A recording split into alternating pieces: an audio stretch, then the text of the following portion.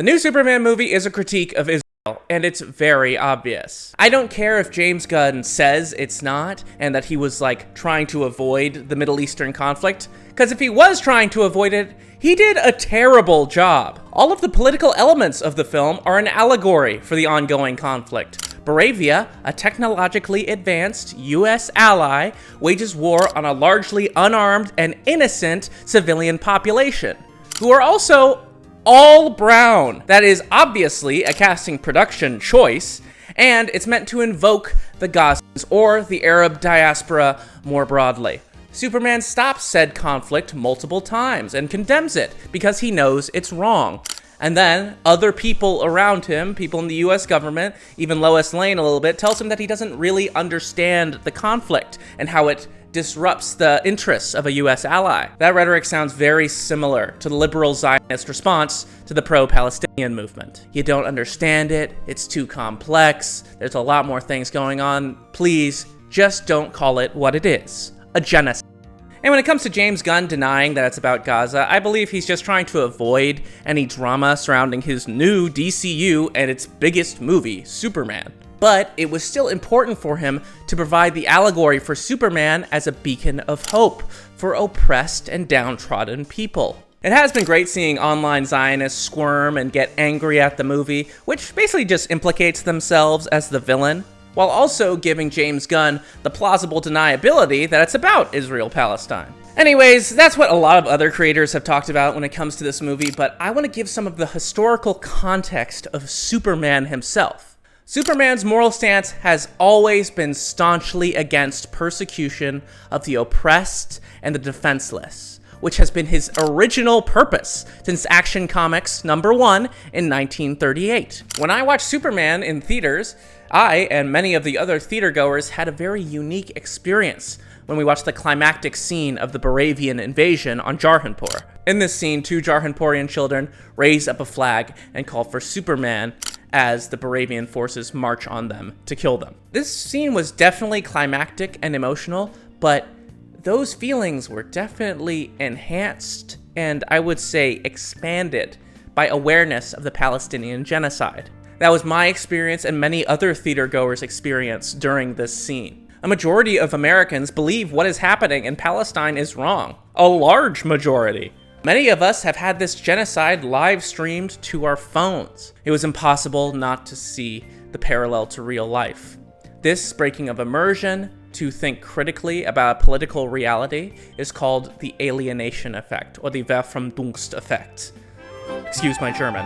Created by writer and Marxist playwright Bertolt Brecht in post-World War I Germany.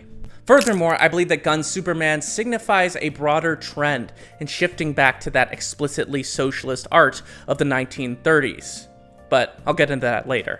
Let's think about how significant this is for a second, though. The biggest superhero movie out right now, Superman, criticizes Israel, which is a manifestation of US imperialism in the Middle East. For many years before the genocide, no popular mass media would even think about criticizing Israel, even indirectly.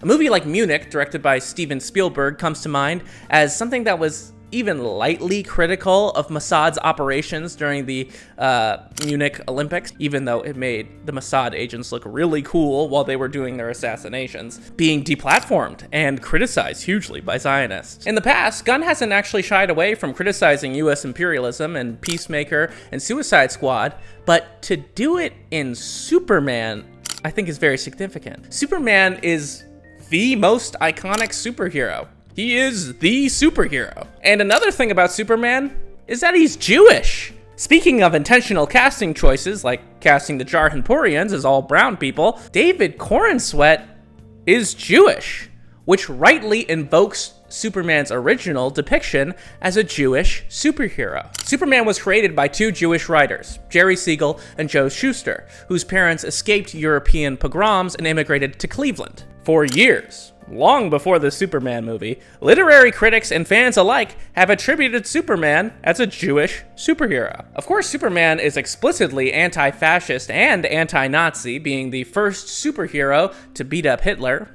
Sorry, Steve Rogers. In How Superman Would End the War from 1940. In the comic, Superman says that he wants to give a non-Aryan sock to the jaw to Hitler. Then he grabs Hitler and Stalin as well, who was starting to get unpopular at that time, to the League of Nations to be tried at Geneva. Also, Superman isn't just Jewish, but he's a Jewish immigrant. Superman's depiction as an immigrant is prevalent in Gunn's Superman, when he faces ostracization and outright racism for being a superpowered alien. Similarly, Siegel and Schuster drew on their own experiences, struggling as second-generation Jewish immigrants to integrate into America. Quoting Siegel, "What led me into creating Superman in the early 30s? Listening to President Roosevelt's fireside chats, being unemployed and worried about the Depression, and knowing hopelessness and fear. Hearing of the oppression and slaughter of the helpless, oppressed Jews in Nazi Germany. Seeing movies depicting the horrors of privation suffered by the downtrodden. I had the great urge to help the despairing masses somehow. Superman was the answer. And Superman, aiding the downtrodden and oppressed, has caught the imagination of the world." In his paper, Champion of the Oppressed, Redescribing Superman's Jewishness as Populist Authenticity Politics, Christopher B. Zeichmann, a University of Toronto professor, cites these common pieces of evidence for Superman's Jewishness. 1. His story bears resemblance to Jewish biblical or mythological figures, e.g. strength like Samson, sending and eventual adoption like the infant Moses, communal protector like the Golem of Prague. 2. His Kryptonian birth name, Kal-El, may be transliterated Hebrew, meaning something like either the voice of God or all for God. 3. He was recognized as Jewish by anti-Semites. The Nazi minister of propaganda, Joseph Goebbels, allegedly denounced the hero, Superman ist ein Jude. And the Nazi weekly Das Schwarze Korps ran an op-ed condemning the character for the same reason. And 4, his values of truth, justice, and the American way evoke the Mishnaic values of justice, truth, and peace.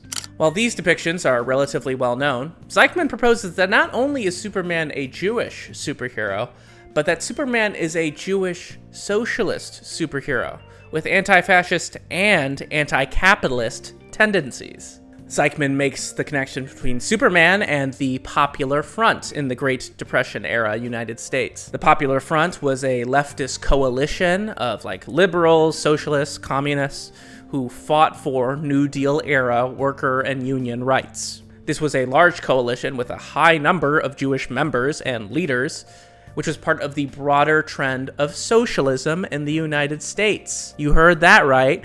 Almost 100 years ago, socialism, real socialism, was popular in the United States. That American socialist ideology fought for our 40-hour work weeks and a federal minimum wage. We have many Jewish American activists and leaders to thank for that, and many brilliant Jewish socialist thinkers that I, a modern-day leftist, read today. It is also worth noting that this Popular Front sympathized with communists abroad and opposed Western imperialism in all of its forms, including the creation of the State of Israel. However, this was a somewhat divisive topic in the movement, especially after some in the Popular Front distanced themselves from the Stalin regime when they made their non-aggression pact with Nazi Germany, so as to not fight a war on two fronts. Still, within that party, it was a majority popular stance, even among its Jewish members, to oppose the creation of the State of Israel. Even back then, they knew it was a Western imperial creation. So, not only did Gunn depict Superman as a Jewish superhero, but through his anti-Zionist or anti-Boravia stance and anti-imperialist stance, he depicts him as his original Siegel and Schuster rendition, which is a Jewish socialist superhero. Socialism was a lot more popular in the 1930s in the United States due to the seemingly failed capitalist system during the Great Depression.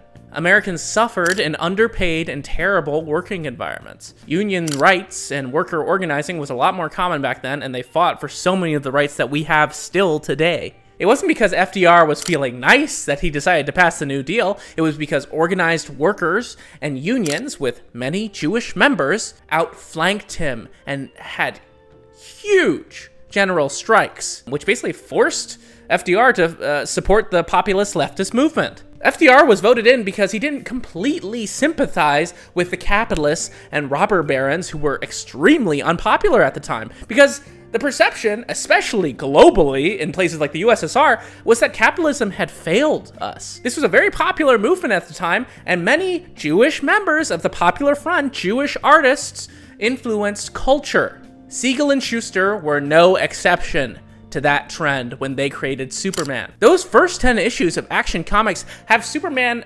apprehending corrupt capitalists and radically questioning the US justice system and laws, which was a common criticism of the left at the time and still is today. In a particularly radical issue, Action Comics number 8, Superman comes to the aid of troubled teen Frankie Morello, who was charged with assault. Superman aligns with Frankie's mother in blaming the school-to-prison pipeline in the slums of Cleveland for Frankie Morello's behavior. Superman then has the radical idea to destroy the slums of Cleveland to force the local government to build better housing for its inhabitants.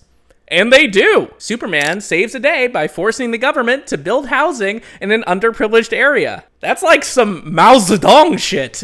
This revival of the old socialist Superman in Gunn's Superman is hugely significant to me because I think it signifies a broader change of style. If you know anything about me or about my channel, which it's okay if you don't, I will explain, but I am extremely skeptical of Hollywood and movies with political undertones. Racial capitalism, which was like, for me was like, ooh, that's what's going on with these movies. Particularly pieces of media that uphold and enable capitalist realism, which is a term coined by late philosopher and music critic Mark Fisher, which describes movies that are anti-capitalist as upholding capitalism. So even if your movie is a critique of capitalism, it still upholds capitalism as the best system by the end of the movie. E.g., something like Pursuit of Happiness. WALL-E is a famous example that Mark Fisher uses. Just watch my ExoKitty video to learn more about it. Basically, for Fisher, it's easier to imagine the end of the world than the end of capitalism. It's a strange form of indirect propaganda that's hugely popular in so many movies that upholds US hegemony and global capitalism by criticizing it. This is especially prevalent in the genre of superhero movies, as conceived of and popularized by Marvel Studios. The one who started it all for Marvel Studios, Iron Man, was a disgraced weapon dealer who profited off of selling weapons to kill people in the Middle East. But he felt really bad about it, guys, and now he's a cool superhero. Another contributing factor to Marvel's movie success is the homogeneity and formulaic nature of all the movies. I remember through the 2010s, it's like every Marvel movie had the same basic plot structure, same way of shooting everything, same egregious CGI that doesn't even look that good. And by the end, it just seemed like a movie franchise that was there just to make money, which it was.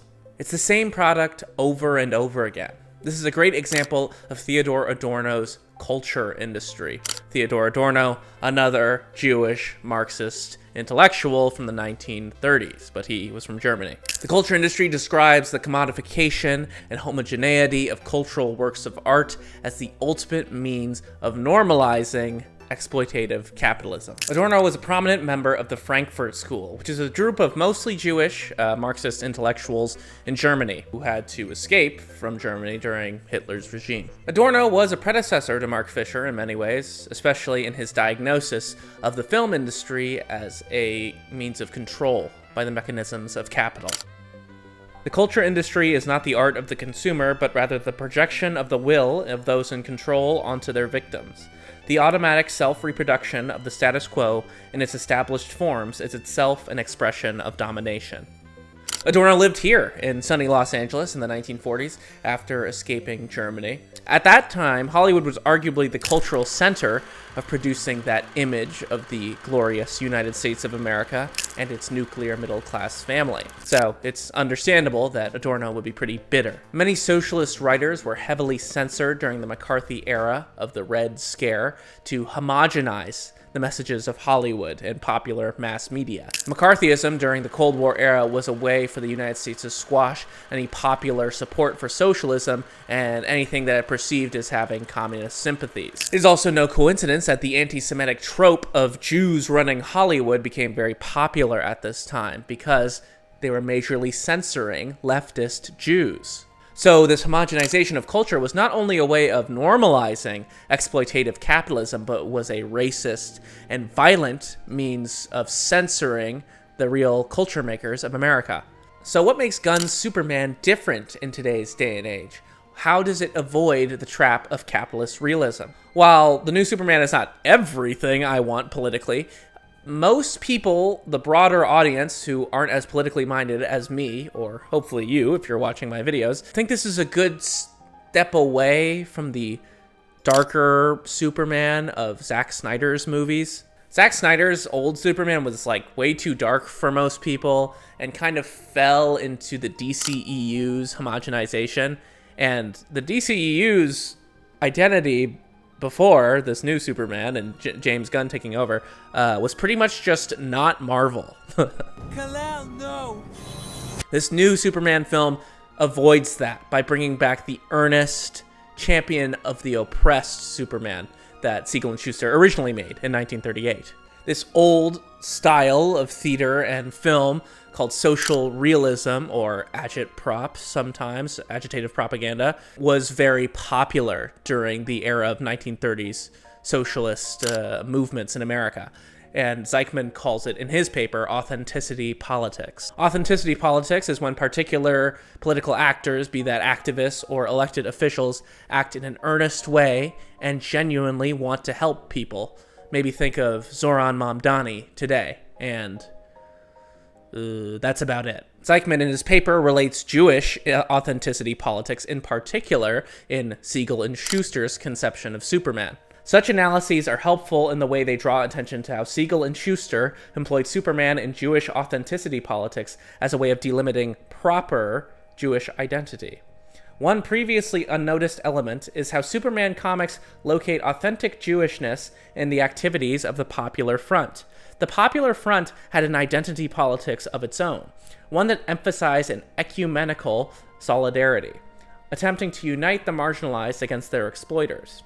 Superman stories evince a similar concern with history's oppressed. Siegel and Schuster suggest that behavior befitting a champion of the helpless and oppressed is a priority over ethnic identity politics. This is not necessarily an act of casting out Jewishness, but locating it alongside other marginalized groups. In so doing, Superman and his interactions with Jewish identity perform ideological work in the service of the Popular Front. Zeichmann asserts that, to the second-generation Jewish immigrants, Siegel and Schuster, that Jewish identity doesn't just lie solely in Jewish Orthodox practices, but in solidarity with other oppressed populations. This was the ideal of the Jewish left at the time. Bear in mind that Superman makes light references to being Jewish, but he doesn't outright practice any particular religion.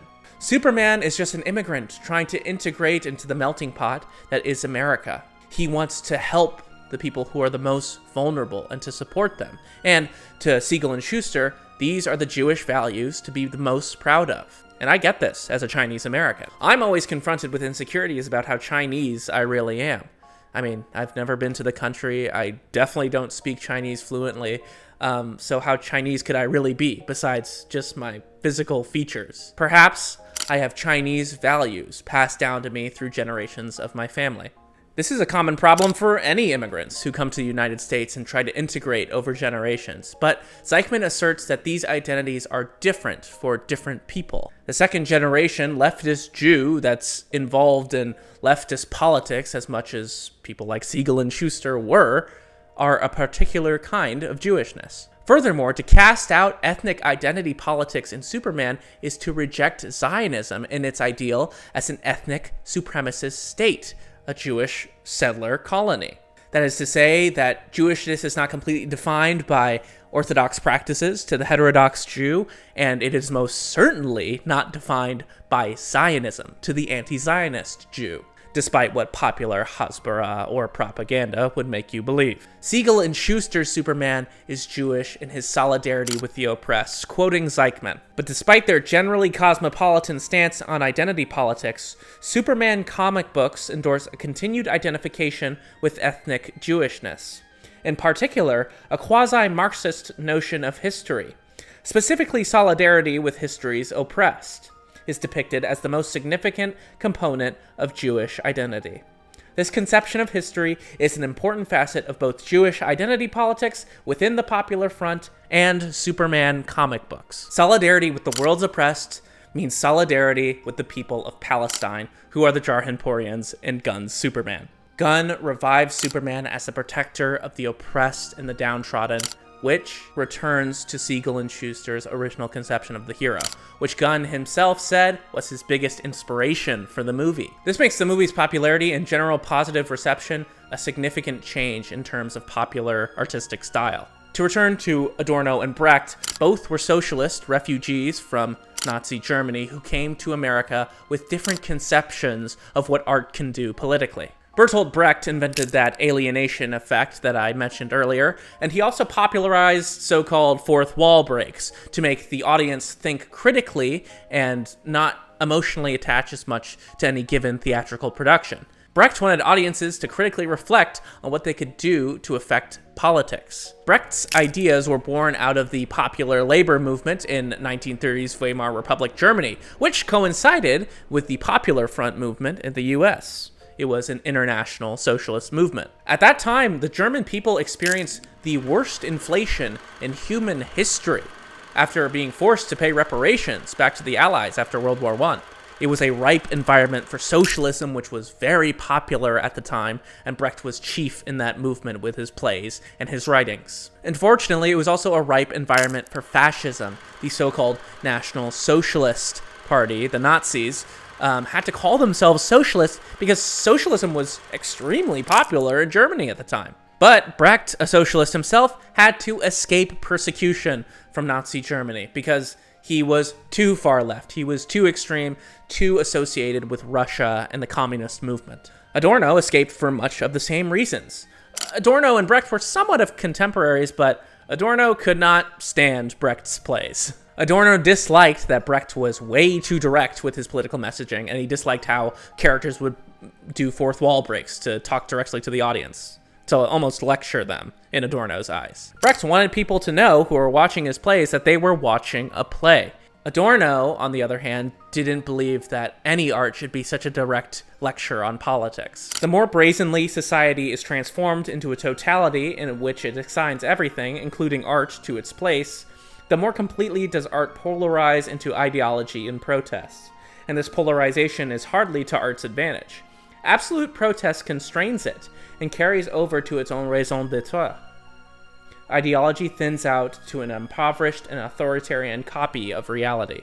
It's a fair argument. Adorno basically argues that if you make art with too explicit of a message, it is sort of deformed into ideology, or it just becomes a protest. Adorno wanted to avoid this commodification of art as a certain ideology, because to him, that removed art's initial purpose, which is just to operate outside of the confines of society. That's why Adorno admired writers like Kafka and Samuel Beckett for their, artful psychological representation of modern life. Beckett's avant-garde absurdism and repetitiveness in his plays, and Kafka-esque bureaucratic hellscapes are a great representation of the self-loathing of modern life. That distinctly Marxist alienation, not Brechtian alienation effect, they're different, was Adorno's chief concern. What happens at work, in the factory, or in the office can only be escaped from by approximation to it in one's leisure time. According to Adorno, the homogeneity and predictability of something like a Marvel movie mimics the standardized grind of modern life. For Adorno, the modern capitalist workday, the person who's being exploited by the capitalists, their job involves repetitive, unspecialized tasks, which can cause psychological distress, existential crises. And no one wrote better on this phenomenon to Adorno, and to me as well, than Kafka and Beckett, people like that. But now I will bring a little bit of Mark Fisher, a little bit of modern critical theory to counter this argument. Today, Kafka and Beckett are much more popular than Brecht. I only know about Brecht because I'm a theater kid. We all know that feeling of alienation at work very well, and the continuity of the American middle-class dream that is, you're born, go to school, go to college, life of work, get married, have kids, retire, and then die haunts us all like a specter.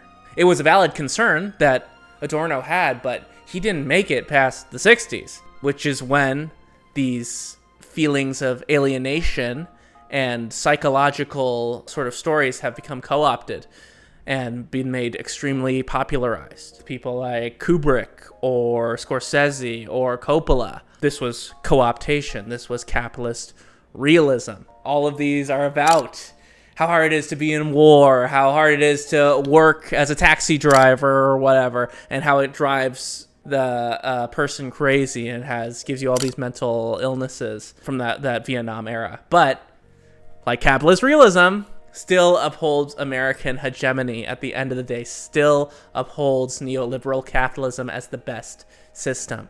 These distinctly dark and depressed styles of characterization and filmmaking have absorbed the Kafkaesque alienation into the popular mainstream in a way that doesn't actually challenge the problem, which is capitalism, causing that alienation in the first place. De Niro's Jake LaMotta or Travis Bickle are victims of capitalist exploitation, but they turn to hypermasculine violence when shown the utter meaninglessness of their lives. The American audiences relate to these characters, think the violence is... It's a weird feeling around violence. It's like, they're being violent, but I get it, man. They're reacting to a difficult system that's put them there in the first place, while never actually providing a solution, never critiquing it in the same earnest way that someone like Bertolt Brecht does, or the bevy of other socialist agitprop artists do. I believe Gunn's Superman is a revisitation to a more earnest political critique, not just a, nihilistic, existentialist, psychological journey of a, male main character that doesn't really challenge global capitalism or imperialism in the slightest. This style, so-called social realism, was Siegel and Schuster's original intention for Superman, for the superhero genre in general. Like I said before, in many ways, Gunn's Superman is not radical enough. Like, we're already 2 years into this genocide. The ethnic cleansing is too far gone for an indirect criticism of Israel in Superman. A criticism that Gunn doesn't even want to admit to. I read an article by Mas Kalandar on Medium that brings up a valid point when I was researching this video. And if someone with a large platform like James Gunn or like Tony Gilroy, another creator he references, the creator of Andor, which is like another very anti-imperialist TV show.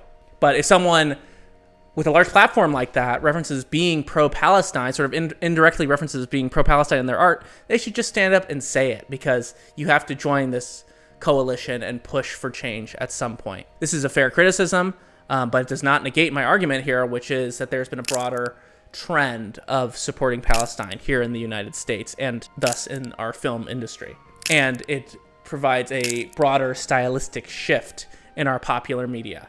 So hopefully we can return to a more direct form of criticism in our popular art and media that can break the seemingly impenetrable illusion that capitalist exploitation and imperialist wars are the best that we've got, or that there's no system or any way that could be better than what we have now. Superman should give us hope in these situations, and that hope should be for solidarity with the oppressed and the downtrodden. That hope is for a free Palestine and for freedom of oppressed people all around the world. Thank you. Like, comment, subscribe. Let me know what you thought about this video. Let me know if you agree with me. Put me onto any other great agitated propaganda, any other great socialist art that you think pushes the boundaries down in the YouTube comments. Like, subscribe, support. Thank you for watching the video.